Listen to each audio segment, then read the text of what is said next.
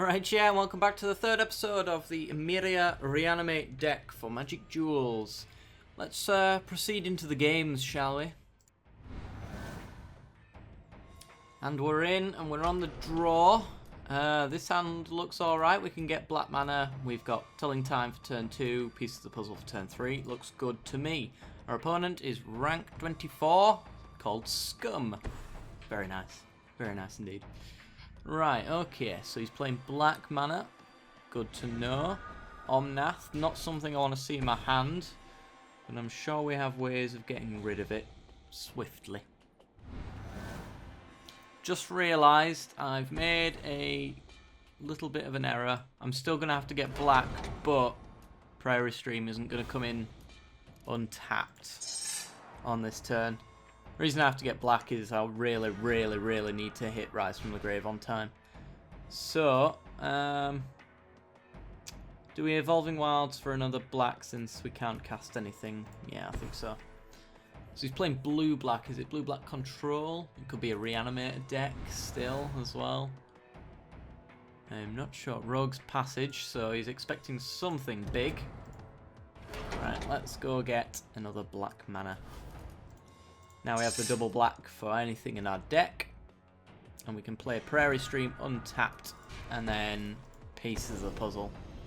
Hopefully hit some Reanimate and drop some creatures. Scum is viewing the revealed cards. God. Well, we didn't hit any creatures. We did hit Sorin. Sorin's good for an Emeria Shepherd, but kind of have to hit one. I'm going to take a Piece of the Puzzle and a Reanimate. This way we can put some more cards in our graveyard. And we get to discard Omnath. Actually, so there you go, there's an upside. So hopefully we get to Pieces of the Puzzle and grab 2 more cards, which means we'll be able to dump the Prized Amalgam. So Plains, Pieces of the Puzzle. And we hit when we're allowed to look. Gaia's Revenge, an Oath of Jace in the bin as well. We'll get a Brilliant Spectrum so we can discard. And how many Reanimates have we got now? 3. I don't think we need another one. Let's just Pieces of the Puzzle and build up our graveyard just a little bit more. We can always hit Possessed Scab or Green Warden at some point. And we'll be able to get back more Reanimate spells. So next turn we're going to be officially, with the fact that he's just tapped down, we're officially going to be able to get either an Omnath or a Gaia's Revenge back. And then the turn after that we can get even more, in theory. We need to capitalise on the fact that he's tapped down his coloured mana as well, so let's go with Necromantic Summons on a Gaia's Revenge, because it's hardest to remove. And it'll be a 10-7. So we get to take half his life total down in one hit. Looks good to me. So he needs to play a creature next turn, otherwise he's dead. Pure and simple. There's no way he's getting rid of that Gaia's Revenge. He hasn't got green mana. And most of the green mana's removal comes from fight mechanics. Yeah, there you go. Continue playing. So he catalogues, which taps him out, and that means we've won. It's a pretty aggressive victory, I have to say. Not much we could have done wrong there. And then we Emeria Shepherd. Emeria Shepherd we could drop with Brilliant Spectrum, and then ever after him and Omnath back, and then it'd be mega overkill. But let's just go for the victory. I'll see you in the next game, guys.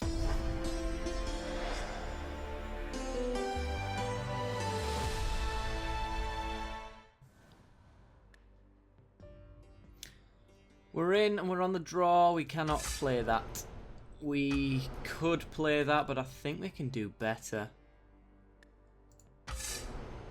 That's not better, but we do have all 3 colours. So I regret not taking that previous hand. It didn't do much though, that's the thing, so we're sort of betting on Telling Time doing us some good. So we'll go with an Evolving Wilds just to thin some lands out of the deck. So So I don't want to be hitting lands with a hand like this. Want to be hitting our pieces of the puzzles and stuff like that. Deathcap Cultivator. Hang on. There you go. A little bit of a graph. Oh. Hopefully. We're not going to get punished for it. Good. Well, we have a way of discarding Ulamog now, and then we can get him back with Rise from the Grave the turn after, as long as we hit our lands.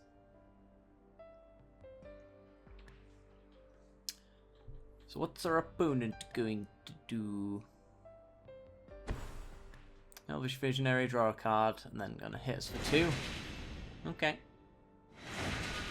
I'm going to go grab a Swamp with the Evolving Wilds.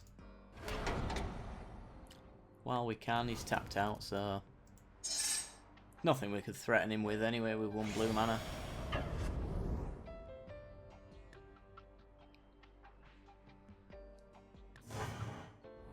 Alright, so we can hit Languish on curve should we need to.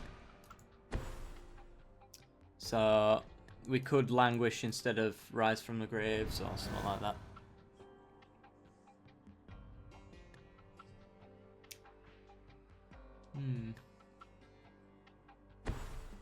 So taking 3 here currently. This is a 3 cost, isn't it? Yeah, he could have activated that. It looks like he didn't want to, for whatever reason. Because he wanted a Smothering Abomination out. Okay. Land. Ah, not quite. Well, we're going to hit Brilliant Spectrum. He's going to sack off a few of his creatures, so I'm not too worried about languishing his board away. And we get to drop an Omnath and an Ulamog in. Oh, that's my phone. Put that on silent. There we go. Okay, probably a Visionary. Yeah. Does get to draw an extra card. Hopefully this makes him want to extend a little further out. If we don't hit a land, we're likely going to Languish. Otherwise, I don't think there's any reason we shouldn't go and grab Ulamog next turn. If we do hit a land. Yeah, it's a little too wide for just Ulamog to deal with. Oh, that's even better. Yeah, so we're languishing. Hopefully still hit a land, though. We do not. Okay. Well, languish the board away. Goodbye. Gonna have to wait for those graveyard triggers from that Rot Shambler. It annoys me does this, because it's pointless. They're not doing anything. But I imagine it's more effort to get rid of than it is to keep, so... Please hit a land next turn. Baloth Null. Gonna go grab back probably the Smothering Abomination and... Oh, Rot Shambler and a Visionary. Okay. Okay. This is a problem if we don't hit a land. We hit a land. Wonderful. So, we want to Rise from the Grave and get ourselves... How many cards has he got in his deck? We won't be able to find out because I can't see behind it. Alright, well... Let's go get an Ulamog. 47, so it's going to be 3 turns of Ulamog attacking. Hopefully he attempts to go wide around Ulamog, and then I can still Planar Outburst because he won't die to it. Okay, I'm just worried about an Oblivion Strike. An Oblivion Strike shuts us down pretty hard. Oh my god, I'm going to Planar Outburst the crap out of you now. That is what's called overextending. Okay, so Planar Outburst.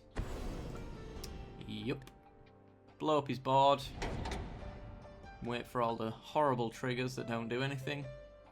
Swing for 10, exile 20. That should, yeah, that should do it. These have been quick games. I might have to do a 3rd game for this episode. There we go.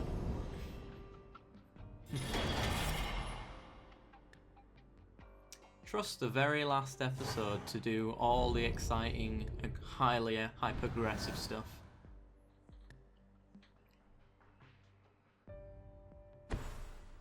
Not hyper-aggressive in the sense of the White Weenie deck that we played, but we're still winning on turn 5. It just takes a few turns after that to seal the deal. Right, well, swing for 10 again. He has to block, although he probably will get a big creature out of it. Hopefully it's not a 9-9, I wasn't paying attention. But he loses that. And he gets another creature back, which is an 8-8. Oh, crap. That was a bit of a mistake. Well, we get Linvala back, and we gain 5 life, so not too much of a problem. That's pretty much the game now. Does this count itself? Next number of creature cards in your graveyard, yeah. And they're all creature cards. Okay, well, he's dead then. Officially. Let's go get blue mana, because we can. Blue mana. Gets a 5-5 that can trade with the Linvala. Not that it matters, because Ulamog's trigger is going to be the thing that kills him. Especially now he's tapped out. Yep, that's fine. You're tapped out. No reason to block.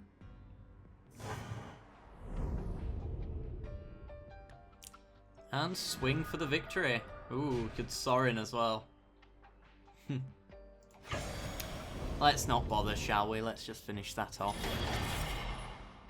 Yeah, these have been short, so we'll have another game, I think. See you there. And boosh. It was Mr. Senpai, by the way. Yes. And we're in and on the draw. I like the lands. Don't particularly like the cards. I mean, we've got Telling Time to set ourselves up, and we've got a guaranteed Reanimate spell turn 6. So I suppose we'll keep it. Our opponent is rank 24. Game over Kamikaze. Looks like he's playing red-black vampires, I'm going with. Okay, so we're just going to lead off with the Evolving Wilds. And pass the turn over. Can he rush us out? I think rushing us out is probably the best strategy for him. He's got a Rogue's Passage of his own. Rogue's Passage in a Vampires deck. Seems a bit unorthodox, but... Right, let's go get ourselves a Swamp so we have the double black for the Ever After. Actually, that was a massive mistake. Ugh. We can't Telling Time on turn now. Oops. Silly me. Right. It shouldn't cost us though. We should be fine. We likely don't have anything to do on turn 3 anyway.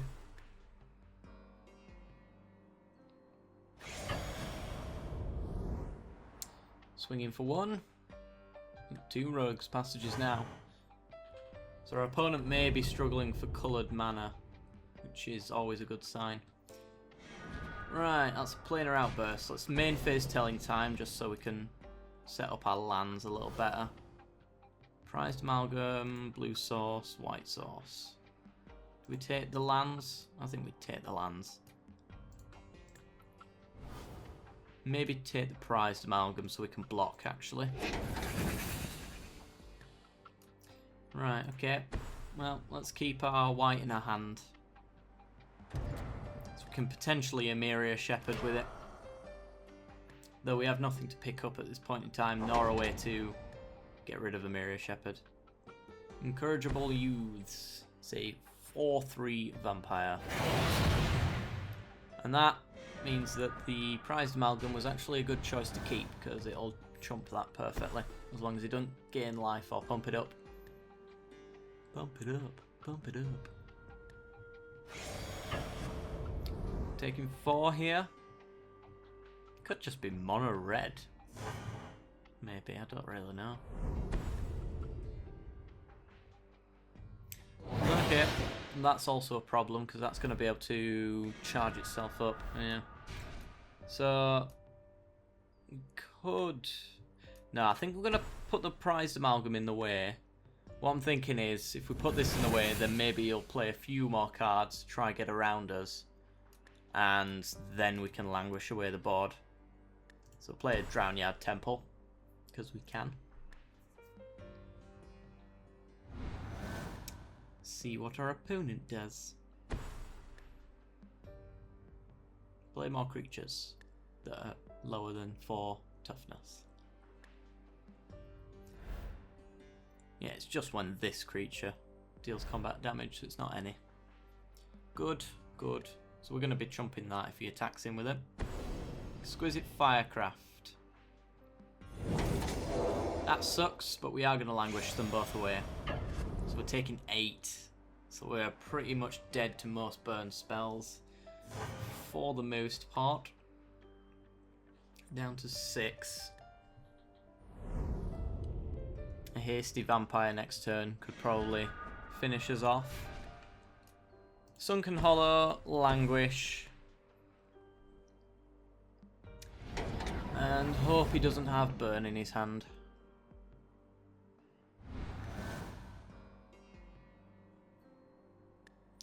What does he have? Problem is, as well, we don't have a discard outlet at the moment. So Emeria Shepherd's just dead in a hand. He has nothing. Ooh. That sucks. That sucks a big one. Right, well, Rogue's Passage. Ever After for a prized amalgam? No, I don't think so. Although, no, let's not do it. Thinking if he hasted in vampire, maybe we should have, and maybe we shall, but we'll see. If I need a blocker by the end of this turn, which looks like we don't, our opponent probably just has a handful of burn spells I'm going with. We'll play 1 planes just so that we can have the planar outburst up in a future turn, but other than that, I'm going to have to pass the turn over. We need a Brilliant Spectrum to get rid of these two. These two would be perfect together. To be able to make Emeria Shepherd a 5/5 and haste, and be able to swing in with that. And there's a Brilliant Spectrum. So let's draw 3, discard 2. These 2 most likely. And then next turn we get to Ever After if he doesn't kill us. Emeria Shepherd, Olivia. Go. Let's play an island because we can. Let's not die. Let's not die. Probably Westvale Abbey. Yeah. Okay. Could really do with Linvala. Linvala would make me a lot more comfortable with our current situation.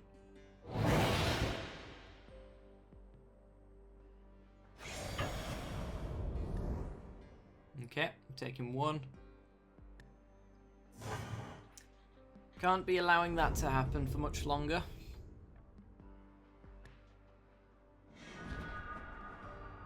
Gaia's Revenge. Well, what we can do is we can Ever After the Emeria Shepherd and the Olivia back.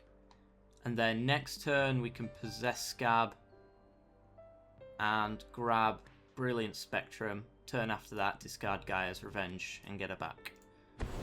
So, Emeria Shepherd, Olivia, we get the prized amalgam back. Actually, we can discard Gaia's Revenge. We haven't played our land this turn.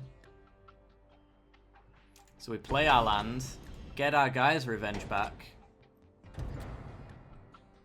Just watch him burn us out now. Yeah, you can't, I don't think, but you can get pretty close. I think he's just having a peek at what we're doing.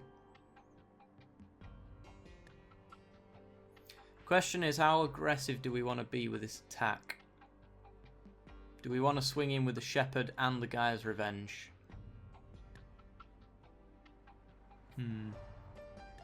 What's in our graveyard?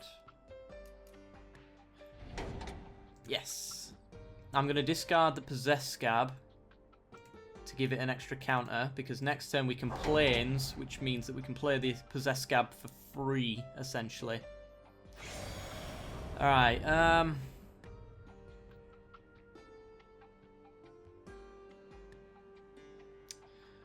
don't think swinging in with both is a good idea, honestly. Because if he burns away that... Actually, he's just going to burn us away anyway. If he can burn the Olivia, then he can burn us. Okay. Lightning Axe.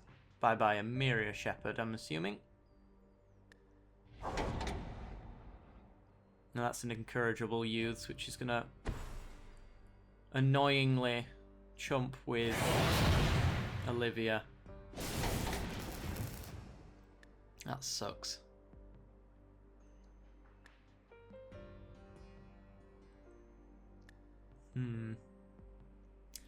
Yeah, I think we may have been a bit too aggressive with that play. We're taking 2 next turn.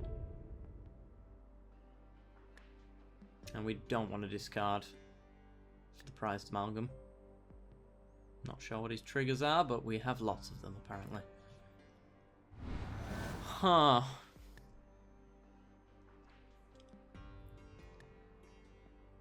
Well, we're not dead, otherwise he'd be killing us right now. But we are going to have to chump with the youths here. And hope we don't have a pump spell or a burn spell, because we're down to 3 and most burn spells will kill us now. Ravaging Blaze, there you go. That's going to do it. Oh, what? Yeah, that's still going to do it. Ah, that really sucks. Oh, I forgot to mention, if you want your deck to be shown next week for another subscriber deck series, then be sure to leave it down in the comments section below, on Twitter, or email me it directly. It's up to you. It's fine by me. So, if you've enjoyed the content, then be sure to leave a like. If you've loved the content, then be sure to subscribe. But if you're not quite sure, stay for the end card, see the rest of the content we've got to offer. As always, I'll see you next time. Bye-bye.